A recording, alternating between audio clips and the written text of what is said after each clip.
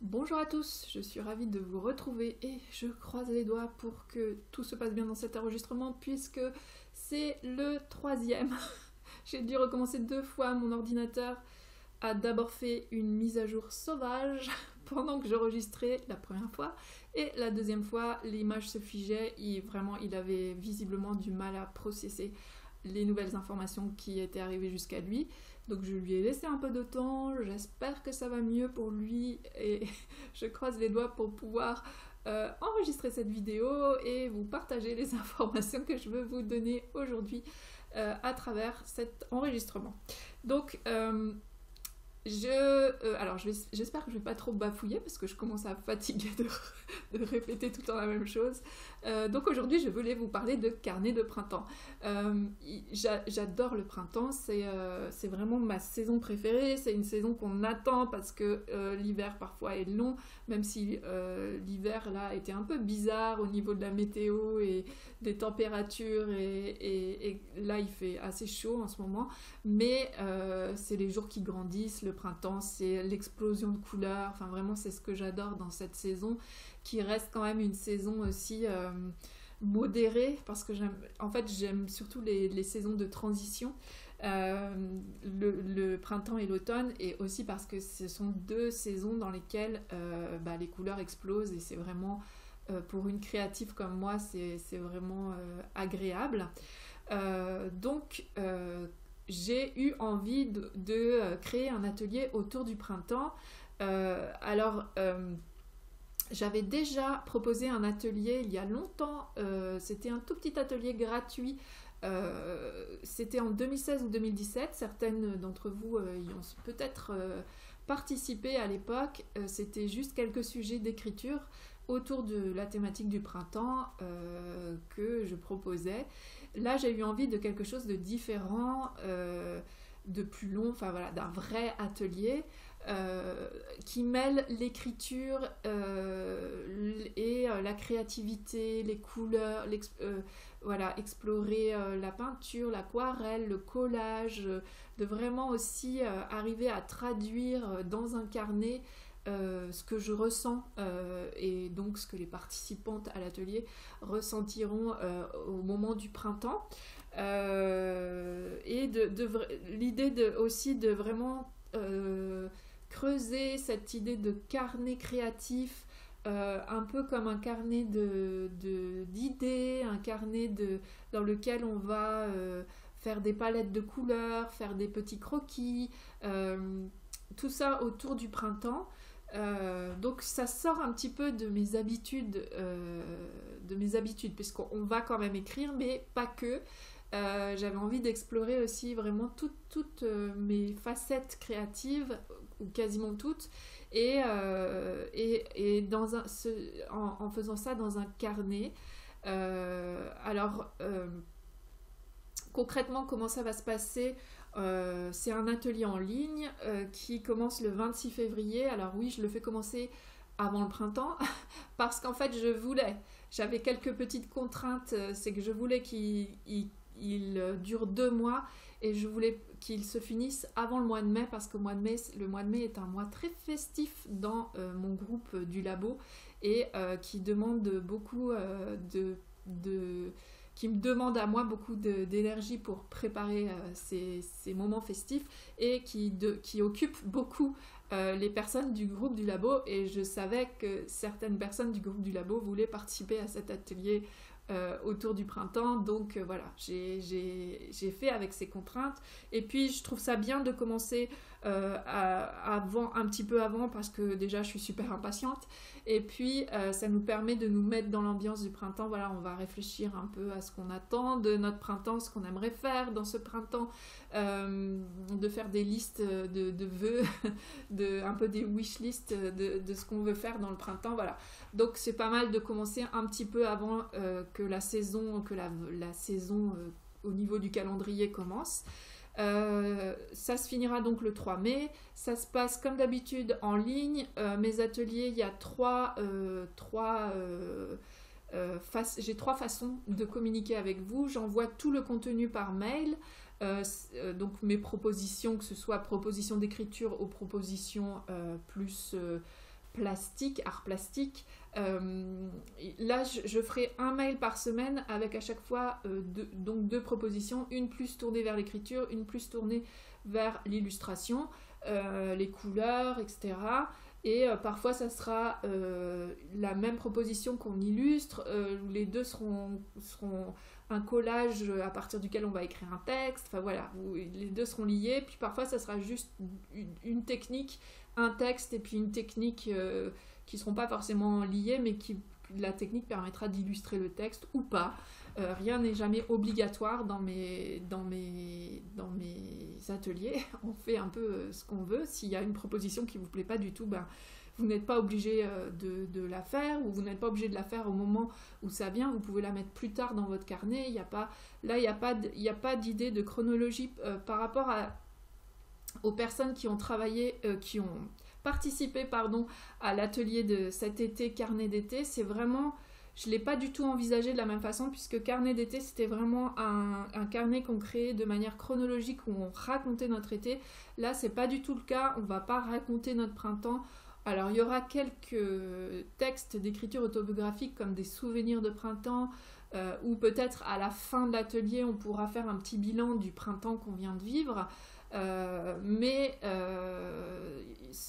Voilà, on pourra vraiment illustrer dans l'ordre qu'on veut. Enfin voilà, c'est votre carnet, vous faites ce que vous voulez avec. Donc j'envoie un mail par semaine. Tout le contenu de l'atelier est ensuite hébergé sur une plateforme, la plateforme Podia, qui est aussi la plateforme de mon site internet. Donc vous y avez accès avec un mot de passe, j'allais dire un code secret. Non, un mot de passe.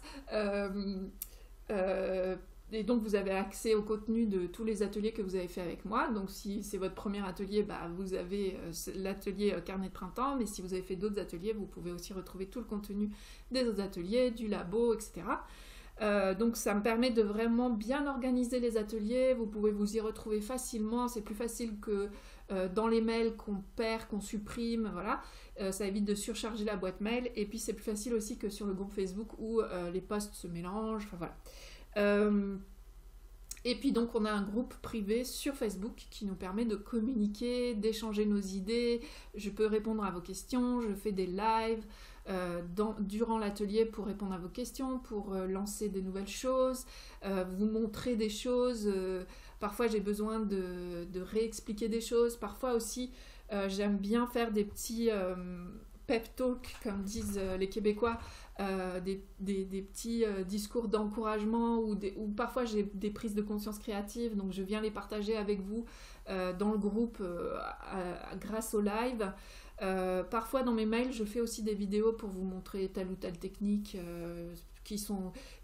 Quand ça va plus vite de le faire en vidéo que de le rédiger avec des photos, de faire un tuto. Parfois c'est plus facile de faire une vidéo. Donc voilà, c'est un mixte de tout ça, mais tout ensuite même les lives du groupe Facebook, je les mets sur la plateforme Podia, ce qui permet aux personnes qui n'ont pas Facebook de pouvoir quand même suivre l'atelier sans aucun souci. Il y a juste qu'elles ne peuvent pas communiquer avec les autres participants, mais parfois c'est pas gênant. Ça dépend de votre état d'esprit quand vous faites un atelier, si vous voulez juste les propositions et les techniques, puis que finalement le groupe, c'est pas ça qui vous importe. Et puis vous pouvez toujours poser vos questions par mail, me poser les questions à moi. J'y répondrai avec plaisir si vous n'êtes pas sur le groupe Facebook. Donc voilà, c'est comme ça à peu près que ça s'organise. Vraiment l'idée que... là, j'en suis à un stade où, comme je l'ai dit 3 fois, je ne sais plus ce que je vous ai dit ou ce que je ne vous ai pas dit. Donc, les dates, je vous les ai dites. L'idée ah oui, je ne vous ai pas présenté les carnets. Donc, j'ai utilisé... Donc, du coup, je vais utiliser ce carnet de Cultura. En fait, dans mes précédents ateliers, je laissais vraiment le choix du support aux participantes. Je proposais plein d'exemples de classeurs, de planeurs Mambi, carnet planeur Mambi, de carnet, tout ça, de carnet qu'on pouvait se fabriquer soi-même, etc. Et en fait, on m'a fait la remarque que parfois c'était un peu perturbant pour les participantes, surtout quand on est un peu débutante. C'est très difficile de choisir. Donc là, je vous montre ce que moi je choisis et c'est tout.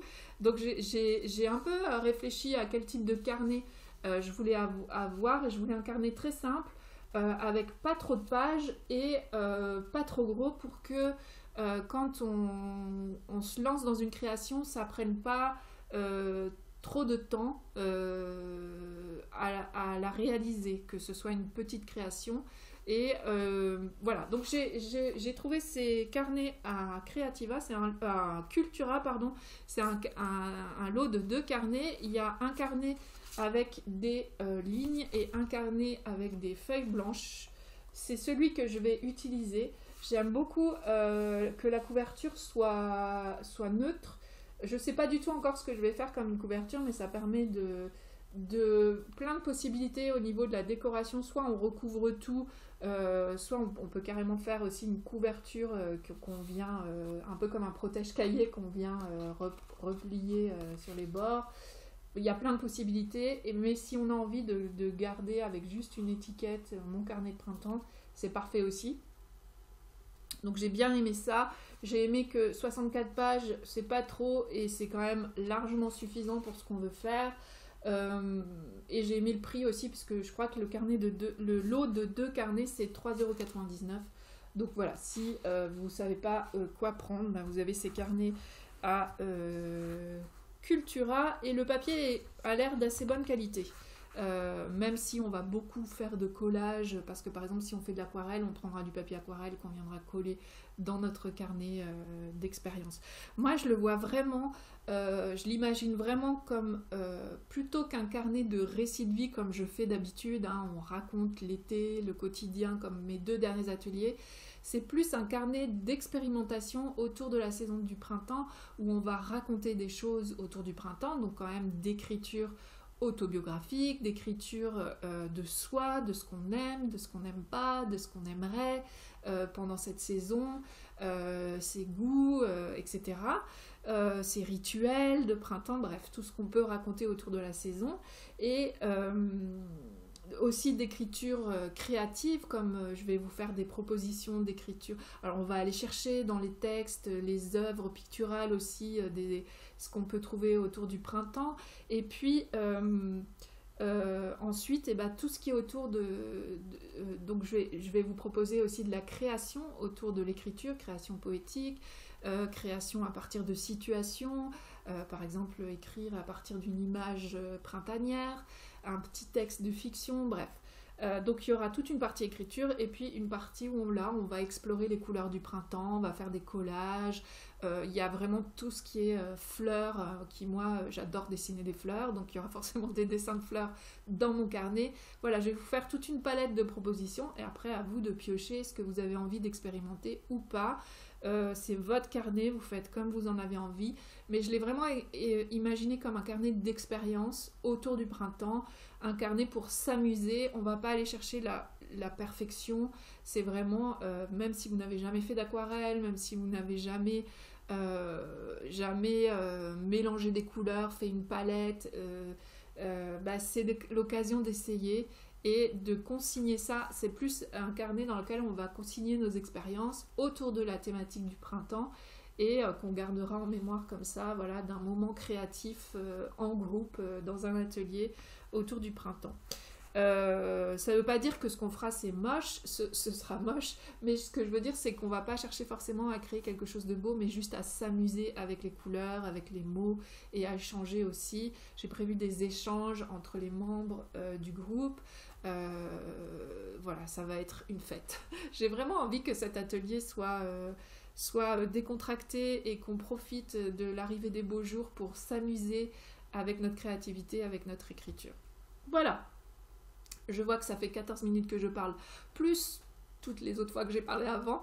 Donc je vais vous laisser ici, je vous mets le lien pour aller voir toutes les informations sur l'atelier. Si j'ai oublié des choses dans cette vidéo, n'hésitez pas à poser des questions si vous n'avez pas bien compris, si vous vous demandez si cet atelier est pour vous.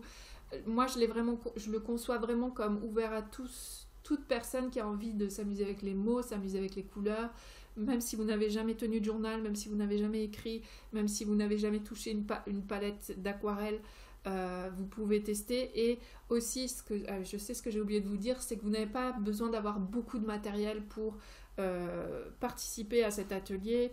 Je ferai un petit point sur le matériel, mais si vous avez déjà un carnet, un stylo, quelques couleurs, les crayons de couleur de vos enfants, pas besoin d'avoir une palette d'aquarelle, je citais cet exemple, mais vous pouvez vraiment explorer les choses à votre façon, aller dans votre jardinerie pour chercher des catalogues de fleurs avec des couleurs, des vieilles revues, etc. Moi, pour avoir des revues avec des belles illustrations comme Respire ou Flow Magazine, c'est des revues que j'aime bien découper, mais que j'ai pas particulièrement plaisir à lire. Donc ça m'embête de les payer vraiment le prix plein. Donc en fait je les achète sur Vinted ou dans des brocantes et je peux en avoir plein pour un tout petit prix. Et comme ça je peux découper dedans sans scrupule. Voilà. Donc toutes les infos sont dans la barre en dessous de cette vidéo.